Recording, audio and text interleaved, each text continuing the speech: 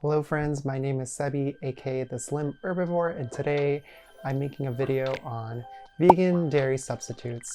Now, I get a lot of questions and comments from friends and family that say that giving up eggs, cheese, milk, and butter are the hardest things when trying out a vegan recipe or transitioning to a plant-based diet. So I'm going to share with you substitutes for each of those food groups in this video today. So let's jump right in and start talking about eggs. So eggs are interesting because they're used in two different ways. Normally you see eggs in baking to be used as a binder and also as a main or side dish for breakfast dishes. Now for baking, the two most common vegan substitutes that I've used and have seen in other recipes are flax and chia seeds. So I have an example of flax seeds here. These are ground flax seeds. And what's really cool about these are once you mix them with water, so normally the ratio would be 1 tablespoon of ground flaxseed to 3 tablespoons of water. You mix it up and wait 5 to 10 minutes and it starts forming this crazy thick gel. You can see here that it starts to thicken up, and that works as a really nice binder for baking dishes. It adds a nutty flavor that I personally like. Some folks might not like that nutty flavor that's added to the baked goods, so you can always use chia seeds as a one that has less flavor in your baking dishes. Just keep in mind that for chia seeds you can use the same ratio, but it does add a little bit more of a crunch since chia seeds are whole chia seeds and they're not sold. Well, you can buy them as ground chia seeds, but using the whole chia seed will give you that really nice gel. A note for the flax seeds, you'll always want to buy ground flax seeds because whole flax seeds have a shell that prevents it from creating that gel when you mix it with water. Now, if you're trying to cook eggs for breakfast and you're craving scrambled eggs, as a vegan, there are two substitutes that I've tried using before. The first is extra firm tofu. Extra firm tofu usually doesn't have that much of a flavor and it looks very white. So to create scrambled eggs, mix it with 3 ingredients or spices to give it that egg color and taste. The first is turmeric. Turmeric, if you just use a little bit, will give it that really bright yellow color.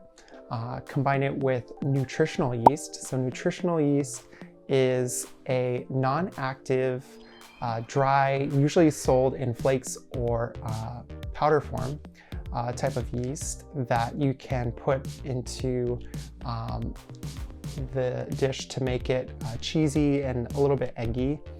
And if you combine those two with mineral salt or kala namak, which looks something like this. It kind of looks like a pinkish salt. It adds that sulfuric flavor and aroma. Now you want to use very little of the kala namak because if you open the bottle and you smell it, it has a very pungent aroma. One of rotten eggs. So you don't want the rotten egg flavor, you just want a little bit. If you saute that for a couple of minutes with those 3 spices, the tofu with the turmeric, nutritional yeast, and mineral salts, then you can create scrambled eggs. The reason why I usually use extra firm tofu is because it maintains its structure and creates more of the texture that you see in scrambled eggs. If you use too soft of a tofu, it usually becomes soupy, especially when you cook it. Those are better for creating creamy sauces like vegan ranch. So for the other type of scrambled egg substitute that I've seen on the market is made with mung beans. Mung beans, especially if you buy the yellowish orange mung beans or mung dal, and in the split form, so it looks like split peas but more orangey yellow.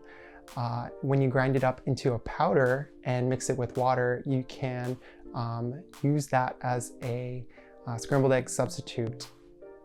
Now, I'm sure there's other ingredients that go into it.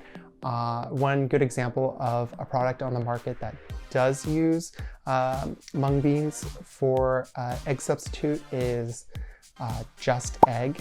Just Egg comes in a bottle form or in the frozen section. They might have these pre-cooked folded up omelets that are great for breakfast sandwiches. Really delicious when you mix it with chives or salt. So those are some egg substitutes. Let's move on to milk. So over the past few years especially, I personally have seen a lot more vegan, non-dairy milk options, both at cafes as well as in grocery stores. They all have different flavors, so I have some recommendations on different milks that you can use for different situations. For example, I really like to use oat milk for hot lattes, or even cold lattes, or when I'm baking, because oat milk has a little bit of a higher fat content, so that allows it to foam up if you are creating a hot latte. And it also has that creamy taste that mixes well with coffee. Now for cereal or for protein shakes, something that has a little bit of a lower fat content and higher protein content, I like to use pea milk. So that's PEA, not the other one. And a brand that I really like to use is Ripple. Ripple is made from green peas, and it has 8 grams of protein per serving. I really like that. And it's also fortified with some other ingredients, which is great. And of course, you have those other substitutes I'm sure you've seen on store shelves, like rice milk, almond milk, coconut milk, cashew milk. There's so many different types of milk. So I encourage you to experiment with different types of milk and try them in your recipes, or plain by themselves, because there are some good flavors out there. Now let's move on to cheese. Cheese is something that I get a lot of questions about, or comments saying it's so hard to give up cheese, especially when eating or cooking on a plant-based diet. I have seen some great substitutions for cheese, again, depending on how you are using it. So I mentioned nutritional yeast before. Nutritional yeast is a great substitute to use on popcorn as well as pasta. If you want just cheese substitute to sprinkle on top of one of those two dishes. It doesn't necessarily taste like Parmesan, but it has a very distinct cheesy flavor that I can't really explain. It's kind of umami, tasty, not necessarily salty. And it's usually sold in a dry flake form. So there is a picture of nutritional yeast I will show right here. I really enjoy Bob's Mills, but there's plenty of other brands that you can find on the market. And it might also come in a powder form. It's pretty much the same thing, it's just not as, it's just a little bit more refined. You can also use nutritional yeast to make mac and cheese.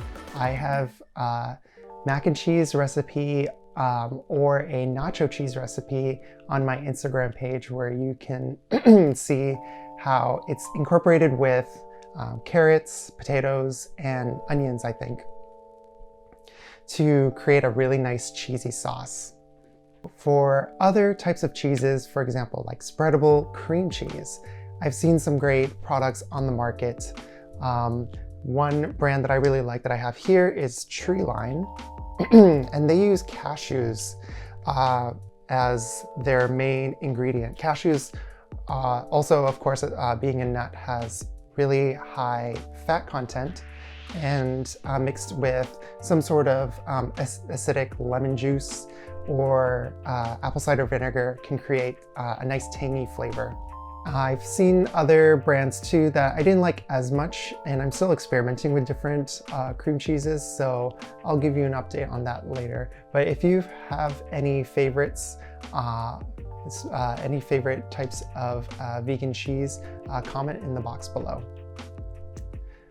Another type of cheese that I have used before, I don't have an example with me right now, but I have used a lot for sandwiches, like on grilled cheeses or cold, are sliced vegan cheeses. These are a little bit more processed, so if you're trying to go more plant-based and whole food diet, I wouldn't recommend eating it as often, but it is a nice treat. Especially when you want to make a nice grilled cheese. One brand that I really enjoy is Chao.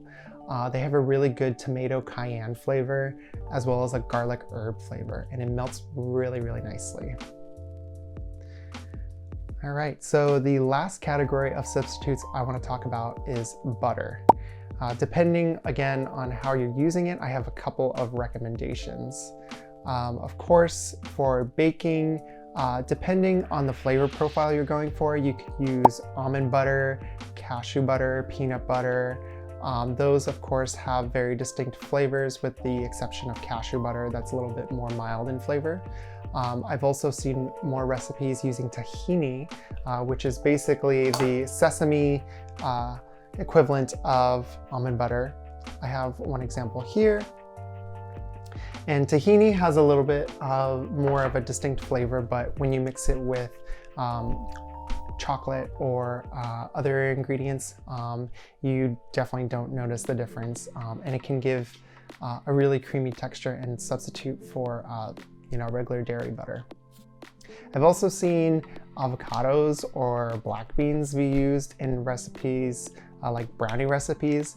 I haven't personally tried that yet, but I have heard that it also doesn't really make a difference in the flavor profile. So definitely experiment. Don't be scared to try those strange sounding substitutes, because at the end of the day, you're gonna just taste the sugar and the chocolate in those baked goods.